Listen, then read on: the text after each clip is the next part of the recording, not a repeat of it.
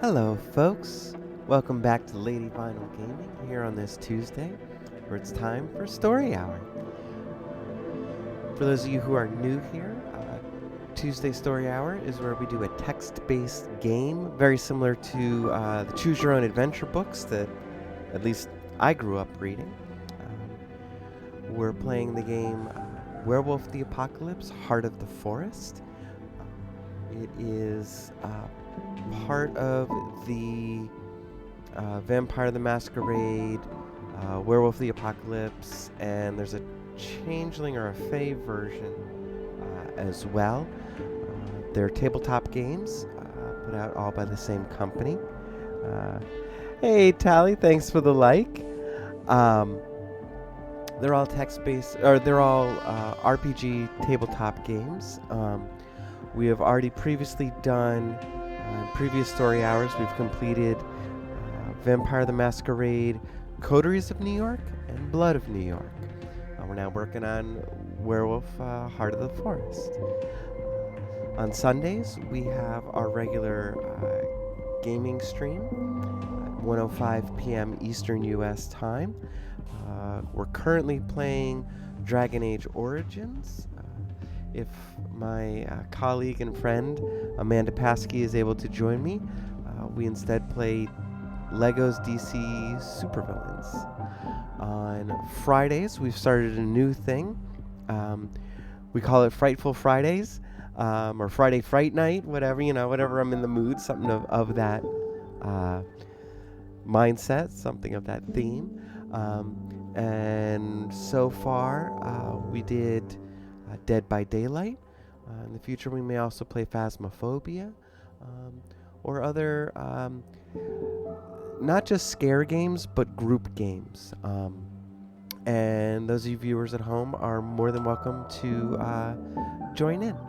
All you have to do is join us in the Discord, and we'll get you into a game with us. But that's on Friday nights. If you like the content you're seeing here, and you need either a refresher of what's happened, or you need something for, while you're at work, something to listen to or anything like that, any of the Tuesday story hours will appear on the YouTube channel. The Sunday streams also typically appear on the YouTube channel. There were a few one-offs that we've done. We did We did Fortnite when the new season took over. That was just kind of a one-off game, so that didn't appear on the YouTube channel. We tried Stray. I'm not really good at that game at all, so we're not really playing that for a stream anymore. But we did do it the Sunday after the game was released. That's not appearing on the YouTube channel either. But the regular consistent games that we have, they do appear there, so you're more than welcome to go back and refresh your memory if you would like, or just enjoy in your spare time. If you also are enjoying this content, we do also have an OnlyFans. Right now, it's just recordings. We have recordings of 2 different games up there. There is myself recording in about more than what you're seeing me in on the screen right now, because I'm not on the screen, but less than what you would see me appearing on the Sunday streams, playing a game called No Place Like Home. We've also happened to capture when the maid has slacked off in her duties and decided to play Fallout. So the Fallout videos are kind of random whenever we happen to catch her and record it.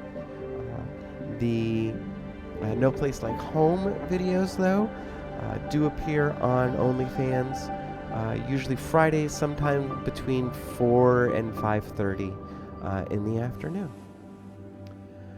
Last time we were doing Heart of the Forest, I believe we had gone to a protest because the government had allowed a logging company to take out part of the forest, and the forest had kind of called out to us. And so we attended a protest, saw that there's a little bit of argument within the groups that are there, and kind of gave a little bit of help to try and rally and bring cohesion to the protesters. So let's see what more. We also, I noticed there's a ability to do a poll here on Twitch. I'm gonna try and get that worked in, and we do actually now have uses for the little viewer points that you get. We're calling them vinyl values just because I like alliteration. And there are things you can do with that. I'm hoping it will show me in the chat when they get used. So I will definitely try to stick to those as best I can. So yeah, that's the new stuff we have coming up. But let's see where we are with the story.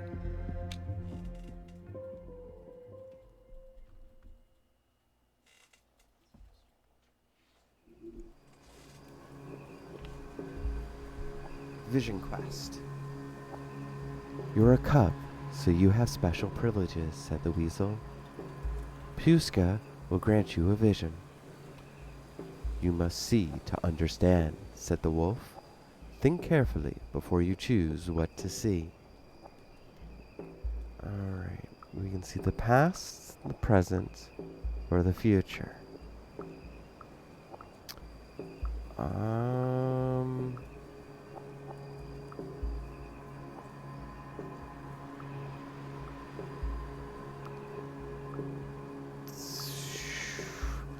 I'm not sure which one of these will actually give me hints that I will be able to understand. So let's do this. The past. The tangled paths. It was hard to find the barrows, although I knew where they were. When I looked behind me, the path had disappeared. I felt the Pushka playing with me, twisting paths, blocking my way with bushes and dead trees, and then suddenly opening a new path that was straight and full of sunshine.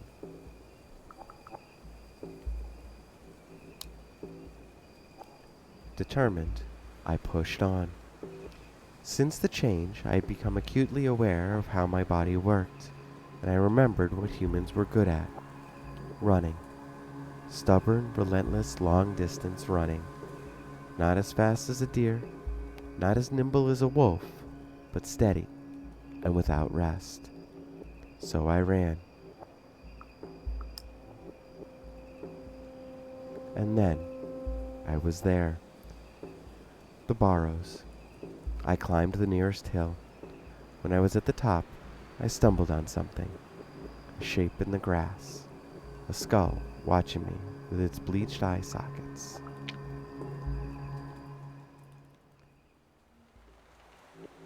I touched it. The buried past. There is a swirl. It starts deep within me, and then it expands. Everything is in motion, and there's no center anymore.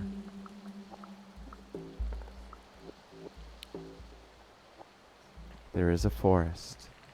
I run among the trees, and suddenly I see a hamlet where a clearing once was. My howl is like a keen. The houses are mere huts.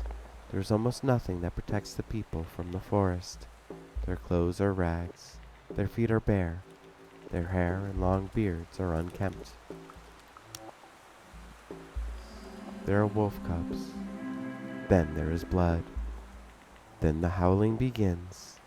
The mournful, blood-curdling keen of a mother who has lost her child. Watch, whispers the voice in my head.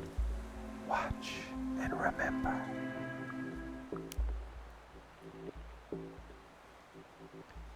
But I cannot just stand by and watch. I want to act. I draw glyphs with the wolf cub's blood, and I pray for retribution. The forest wakes up, erupts with rage, and powerful furred bodies surge through the forest towards the village. The humans try to escape. They scream and beg for mercy. They try to protect themselves with fire. The Garou rise up, their talons red with blood, their eyes glazed with fury, and the fire is yanked from the hands of the villagers. The houses start to burn.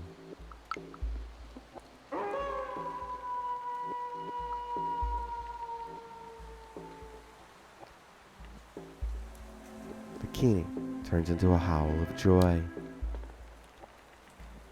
The Garou have my eyes, my face. They are my family. I am the blood of their blood. And then it happens again. The humans return. They rebuild the village, this time stronger and better protected. The keening begins once again. Then we, the Garou, come down on them like wolves on the fold. And again, new villages, new fires, more blood.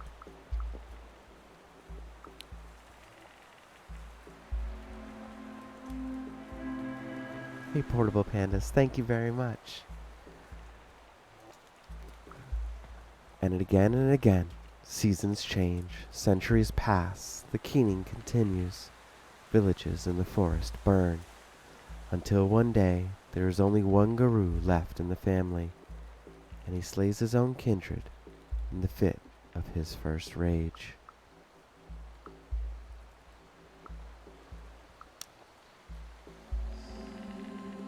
He escapes across the ocean. He serves in an army. He burns villages in Vietnam and Afghanistan, but it just feels different. He never forgives himself. He tells his granddaughter stories about the forest, but he never goes back. I stay there and I watch, but I can't move. My throat burns. My stomach is in knots. I want to scream, but I have no mouth. I feel the fire. I smell the blood. I see the large ash-gray wolf looking straight at me. Her eyes are golden. She weeps. "It is what WtA wants," she says to me. "It is your duty. It is you. Come with me, child. Be my fangs and claws. There's no one else to be my cub. Come to me, child. I will nurse you and I will lick your wounds. We will kill together. We will feast and we will be merry. The forest will grow." I looked at her and, perhaps for the first time, I saw her for who she was. Her pelt was marred with fire. Her eyes were smoking embers. Ash was falling from her heaving flanks.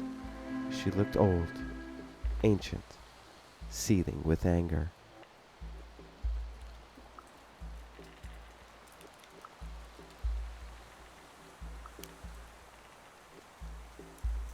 She was the very idea of mourning made flesh, driven by a feeling of loss so profound that it burned everything in its wake. But she was more than that.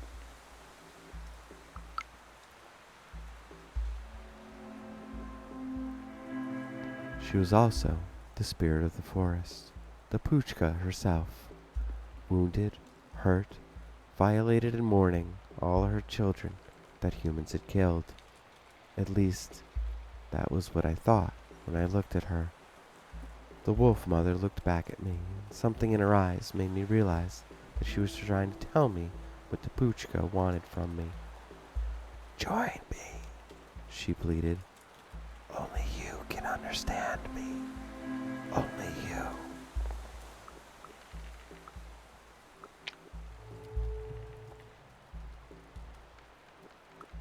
I went to her, and she accepted me.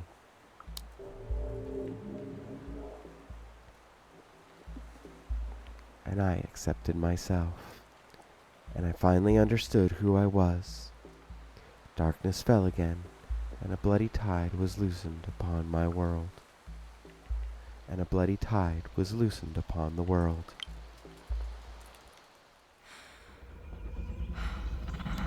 One of us. A lone howl pierced the silence like a single ray of moonlight in the darkness. Then there was another one, and then another, and then another. A choir of voices, triumphant and joyful. When I opened my eyes, I was in a clearing. Around me there were wolves, huge, monstrous wolves, howling at the moon.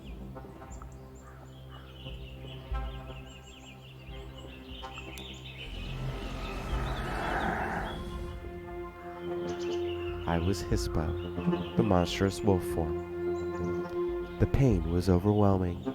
My spine cracked and twisted, my knees and ankles broken, and I fell on the ground. My jaw shattered and rearranged itself. My whole skin was on fire, rippling and sprouting fur. I howled in agony.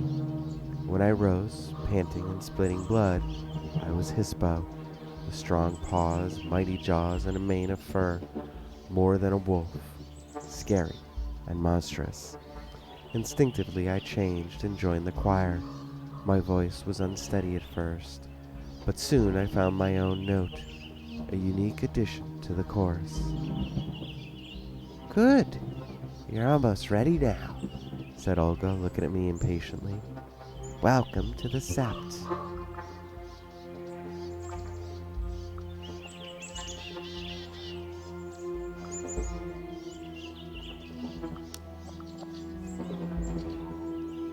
I realized that my survival depended on learning very quickly, so I just nodded and listened. "We live in packs," Olga explained, "and when packs unite to fight a common enemy, they form a sept."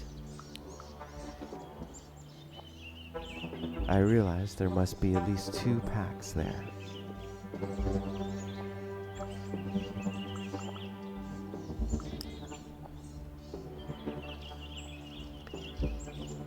Three of the monstrous wolves changed. Olga and Lisa stood up, human-looking again, their clothes rumpled. The yellow-eyed wolf by their side turned out to be Daniel. "We are the pack of the mourning wolf mother," said Olga. They smelled of ash and tears, and for a moment I saw the wolf spirit among them.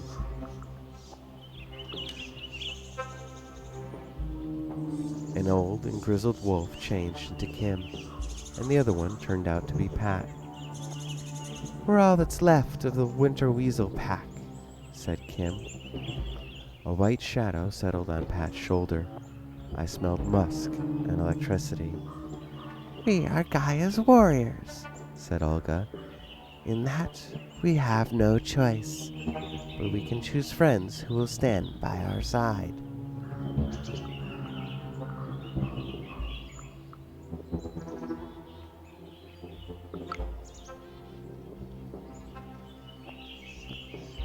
"Does every pack have an animal spirit?" I asked. "How does that work?" "Such spirits are called patrons, and not all are animals," Lisa explained.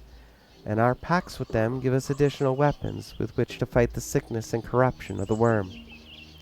The last word reeked of decay and burning oil.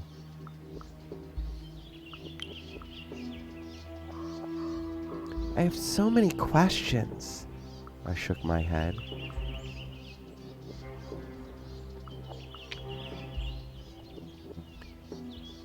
"Why did I hear the moon whispering to me?" I asked. "Luna gave us rage. That is why she's important," Olga said. "And that is why you'll never be able to touch silver again." "What about the spirits?" I asked. "How does that work?" "The words cast a shadow, and we call it the umbra," said Lisa. "In the shadow, every living spirit, every emotion and idea, every important object exists as a spirit. That's That's all you need to know at the moment.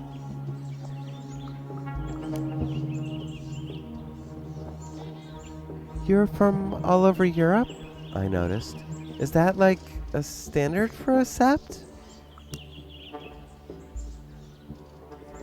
I didn't even know if that was a stupid question or a smart one. I looked at Olga. Normally, the tribes keep to themselves, Olga grimaced. But we are in a desperate situation and had to form rather unorthodox alliances. There are at least a dozen tribes, Daniel interrupted, and I hope, Maya, that you will choose yours wisely. Do I have to choose a pack? I asked, just to make sure. No, Garou can survive on their own, Olga stated the obvious. You may not like it, but if you want to live, you need us and our support. And we need you.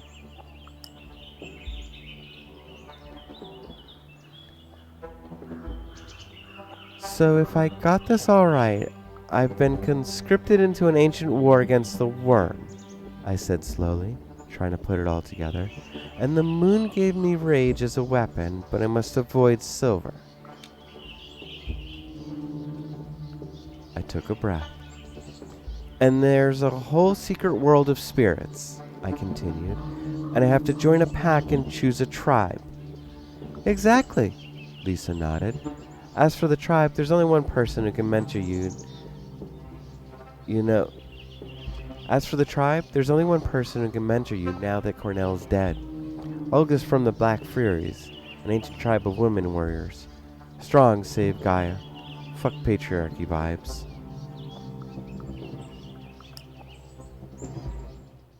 I really kind of like that idea, so I'm definitely going with it.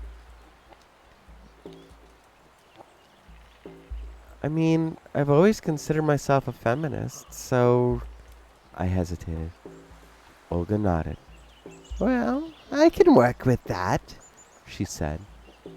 I felt it was a good moment to talk to her for a while.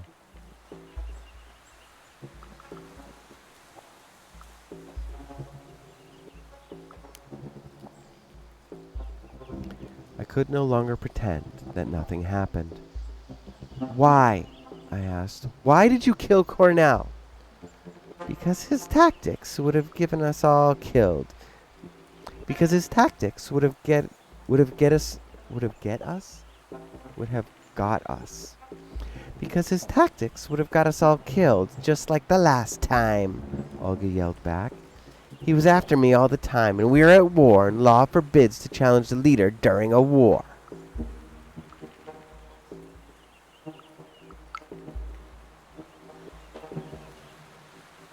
I felt it was not a good moment to share my thoughts.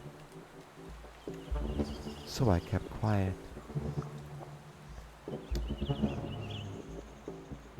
He was a Philado, and if a judge breaks the law, he's tainted by the worm, and that's it. We didn't have time for niceties. I had to do what I did to keep the rest of us alive.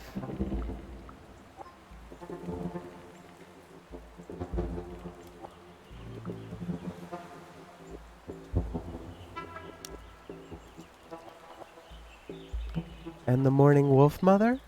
I asked Olga. Oh, she took a deep breath. The patron waited for us here. I mean, she found us when we came here, Lisa and I.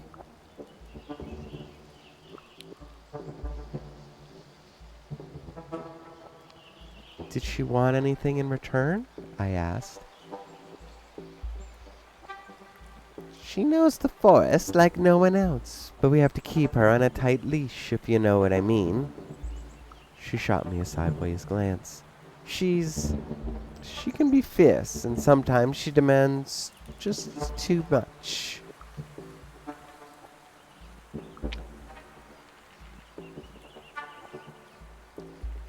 The Black Furies, Olga said patiently, is my tribe. Gaia is a woman, right?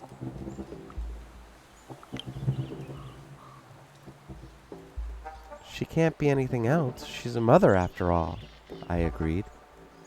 And they say the tribe comes from the ancient Greek.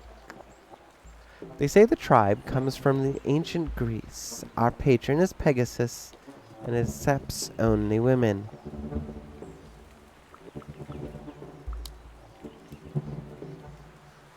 I've never been to Greece, I admitted. I'd been to Lesbos and visited Delphi. Very picturesque ruins. Not much else now. Olga shrugged and went back to the topic. Pegasus is a creature of the wild, a thing of pure nature, Olga explained. It despises men because they try to master everything wild. I shrugged and grunted noncommittally. The other tribes say that we care only about half of the population. Well, the other half takes care of themselves pretty nicely, so yeah, I stand up for my sisters. Someone has to.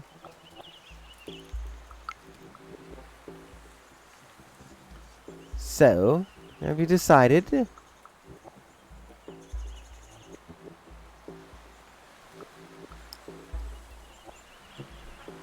I wanted to learn more about the tribes and find an option that would really resonate with who I was.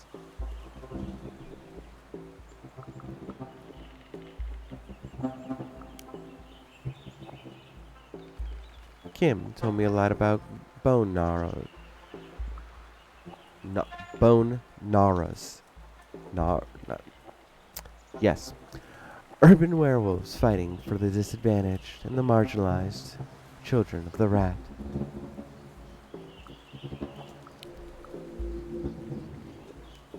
It's always about prejudice, said Kim when I asked for their story.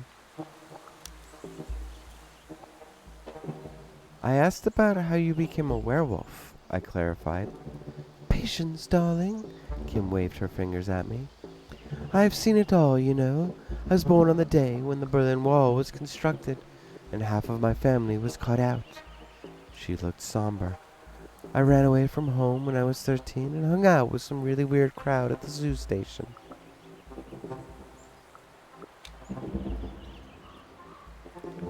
Why did you run? I asked. I liked it there. There were animals and we lived like animals, but I liked it. Kim shrugged. You see, I always knew I was a werewolf. My family was full of them. I went through everything you can imagine. Punk rock, Berlin squats, drug dealing, gay clubs, you name it. I was there. I nodded, and Kim continued their story. And there always were some sad, prejudiced pricks. Prejudice, it's the worst shit. All those little constructs in their brains that poison everything they do. Do you really have a rat as the tribe patron? I asked. Sure we do, Kim answered. It's a very good patron, resilient. You want to be like a rat, always managing, always afloat. And this shit here, they gestured around, this shit comes from prejudice and from exclusion and from greed. Take greed and prejudice away and 90% of the world's problems are solved. They sighed heavily. Now tell it to the other guru and they look down at you because you are a bone gnar. And they think they're superior. Prejudice, prejudice everywhere.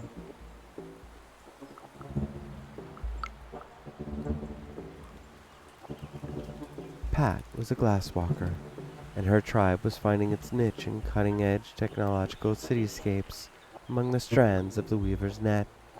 It sounded intriguing. We talked for a while.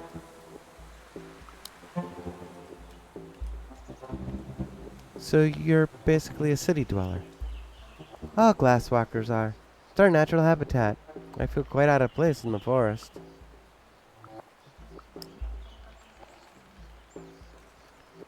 Is it a tribe thing? I asked, interested. That's what it is, she nodded. We use the weaver to fight the worm, and the forest is not the weaver's domain. And I happen to be quite fond of humanity. They have great potential.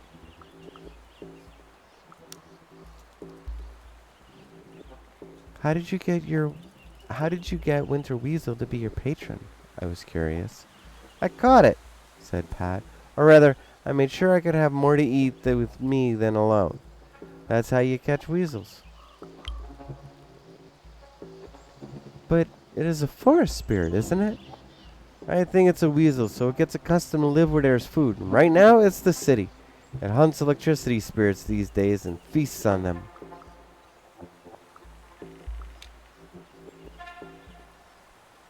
I wouldn't take you for a werewolf, you know, I said to Pat. She snorted. Why?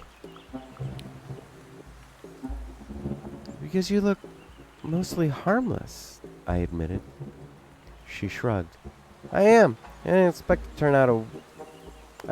turn out a werewolf either. I was a student, happy with my tablet and coding, and then boom, I was a guru. How did you meet Cornell? I was curious. Okay, I would like to know. I am not actually curious, because he's done, and I am not trying to get anybody upset at me. Just for the record. I was in his first pack. We were both hanging out with the hacktivist crowd back then. When things went south and he disappeared, I found him.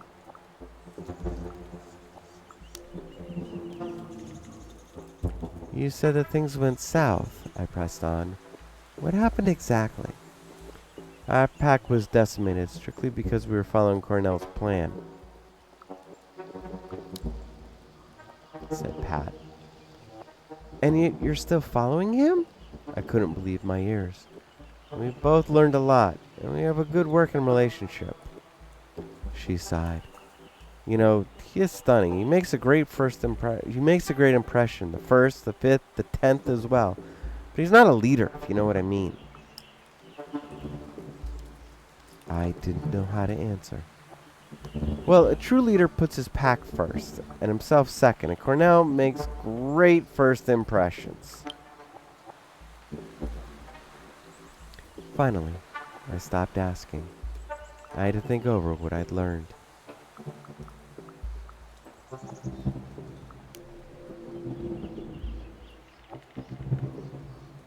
I asked Lisa about her tribe, but she inherited her Siberic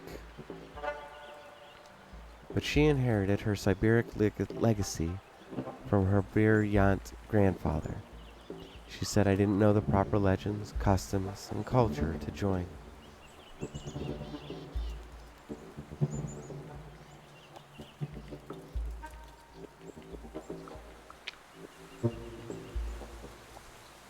How did you become a werewolf? I asked Lisa. My grandpa saw that I had a soul of a wolf and started teaching me about the spirit world. She looked at me with her violet eyes. When the time was right, he guided me through the change.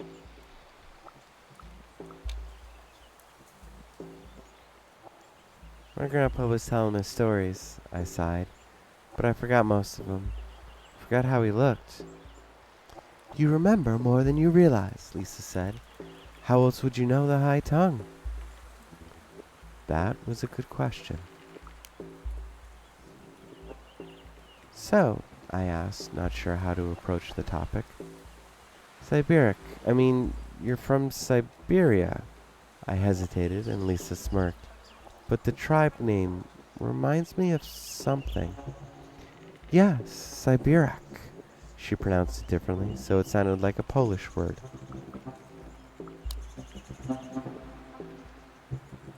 Why are you saying it that way? I asked. I thought the word was Russian. In Russia, it means someone from Siberia, but in Polish, it has its own very specific meaning, Lisa explained. It's a word for political prisoners exiled to Siberia, and there were tens of thousands of them.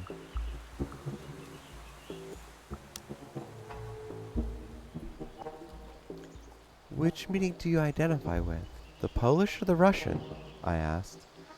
Lisa smiled. My tribe name describes both of my legacies.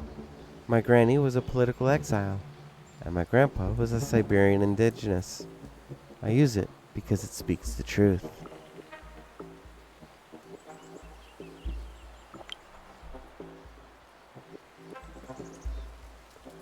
What about the Morning Wolf Mother? I asked. She is mighty and powerful. There was a tone of deep respect on Lisa's voice. Tell me more, I asked. She is very old. She is old. She is very old. And we don't know when she first appeared. I think she is the avatar of the forest. The avatar? I asked. An emanation, an embodiment, like she actually is the Poochka, you know? She's powerful. She knows stuff. And she's really... Lisa halted, looking for a word. She knows how to find her way to people's heads. Lisa looked at me for a moment, deciding what to say next. I respect her, but sometimes I think she gets into Olga's head too much. Olga lets her in, and the wolf pushes, and I don't know, maybe it's the right way to do things now?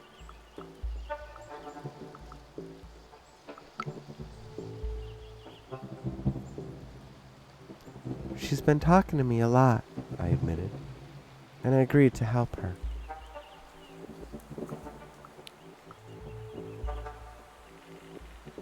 Thanks. That was all I needed to know at the moment. Yeah, might as well. I asked Daniel if I could join his tribe, but he didn't understand the question. I'm a red talon, he said, as if it explained everything.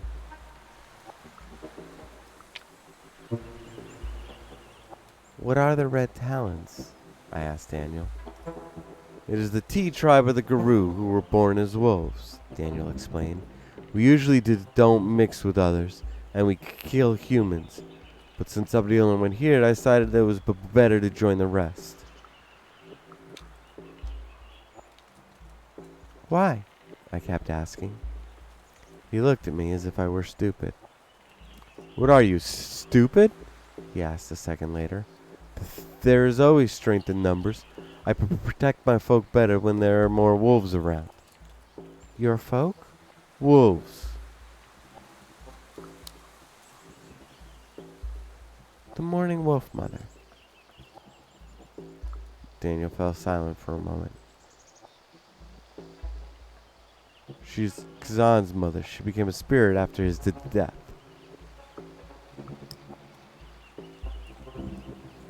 It's impossible, I said. She must be older, much, much older. Daniel looked up and then shrugged. If you say so, he answered. I still like her. She knows what it means to be a wolf.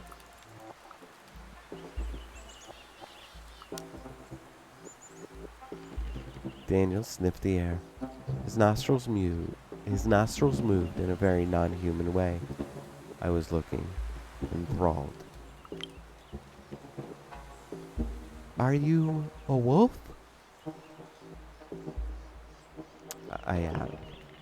Are you a wolf? I asked. He made a face. We all are.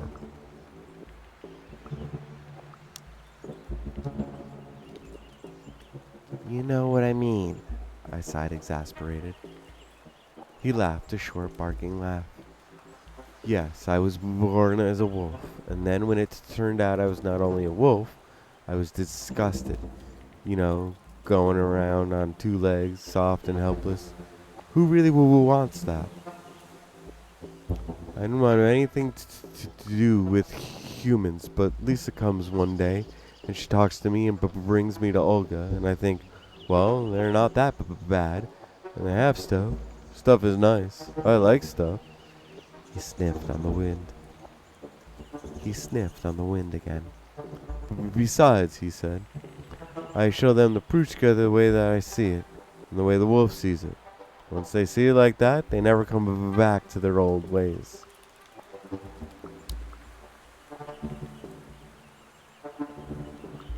Thanks. That was all I wanted from him. But I was too exhausted to bug them with personal questions.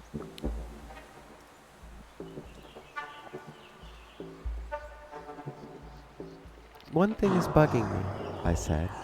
Why are there so many of you here? Suddenly everyone in WtA is a werewolf, or what?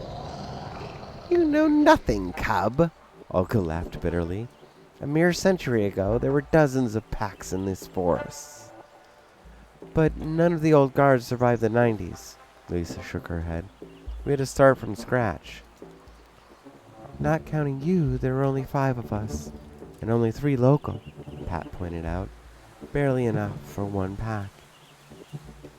Anyway, before you're admitted to a tribe, you need to prove yourself. Prove myself? I was shocked. Hadn't I proved myself enough already?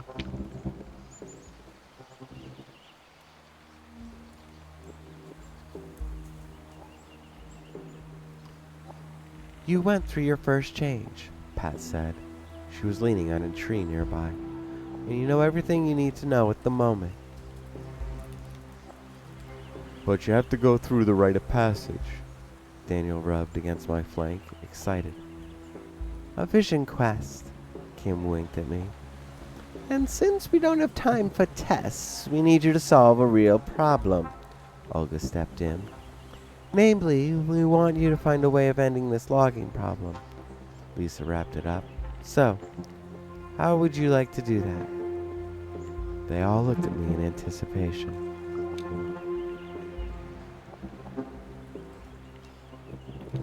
I took my time, enjoying the moment.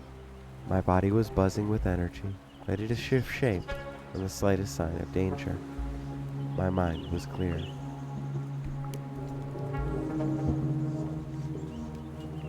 And I knew exactly what I wanted to do.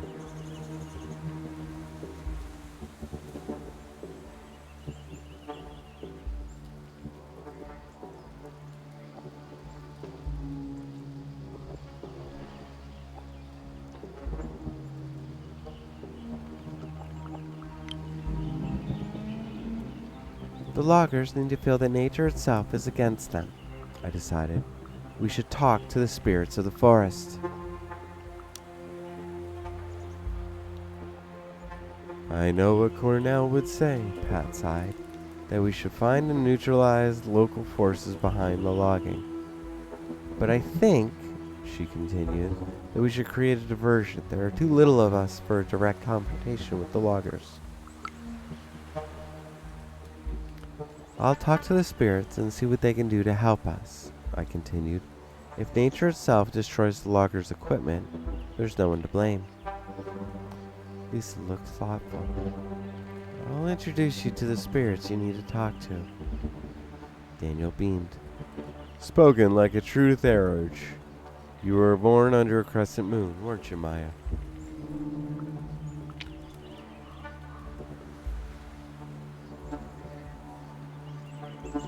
I looked at him, surprised. How did he know?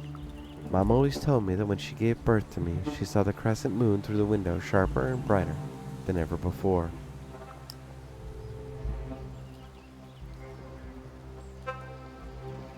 You're right, I nodded. How did you know? Guru born under the crescent moon are shamans and healers, said Lisa. Just like you and me. A worthy third always acts with wisdom, added Olga. Your place in the Werewolf Society will be determined by your renown.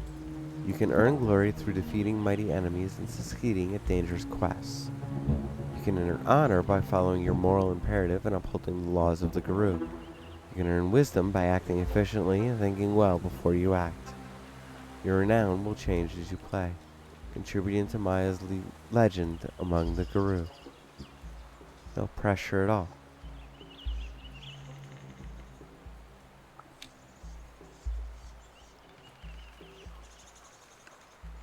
Olga must have sensed my confusion.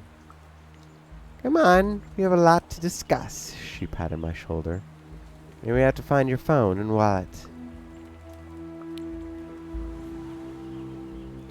I nodded and followed her. I had to tie up loose ends in my old life.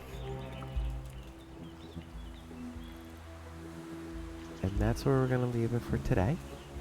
We'll be back next week for Story Hour as usual. And obviously, if you enjoy it, you can catch the past episodes on the YouTubes. We're going to raid a good friend of mine. I actually know Ruby in real life, as well as on here. So So why don't you come join me?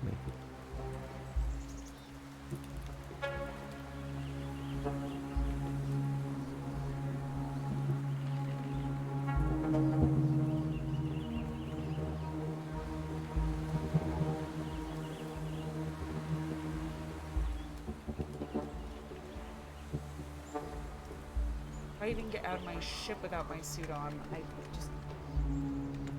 Yep, and there's the current. Hey, Lady Vinyl!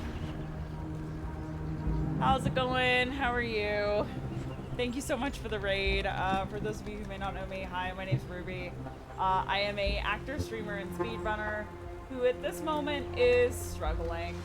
I'm trying to figure out how to... I finally figured out how to get past an undercurrent in the water here, but I thought I had all the pieces that I needed, and apparently I don't. So that's a little frustrating. I was so sure that I finally had like a solid heading, and I don't.